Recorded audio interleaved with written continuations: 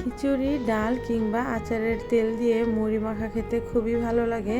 তাই তো আজ সারা বছরের জন্য আচার বানিয়ে রেখে দেব। তো প্রথমে কড়াইয়ের মধ্যে পরিমাণ মতো সরিষার তেল দিয়ে এর মধ্যে কয়েকটা শুকনো মরিচ, পাঁচফোড়ন এবং তেজপাতা দিয়ে ভালো মতো ভেজে নেব।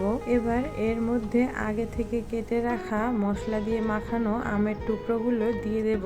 আমি করেছি কি, আগে থেকে আমগুলো ভালো মতো কেটে নিয়েছি এবং ভালো মতো ধুয়ে ওর মধ্যে হলুদের গুঁড়া, মরিচের গুঁড়া, সরিষা বাটা এবং কয়েকটা রসুনের কোয়া দিয়ে ভালো মতো মেখে রেখেছিলাম প্রায় 2 ঘন্টার মতো। এবার এর মধ্যে সাদা সিরকা ও পরিমাণ মতো চিনি দিয়ে দেব। চিনি দেওয়ার ফলে আচারের মধ্যে যে পানিটা উঠবে ওই পানিতেই আমগুলো সিদ্ধ হয়ে যাবে। এবার আমি আচারের জন্য মশলা তৈরি করে নেব।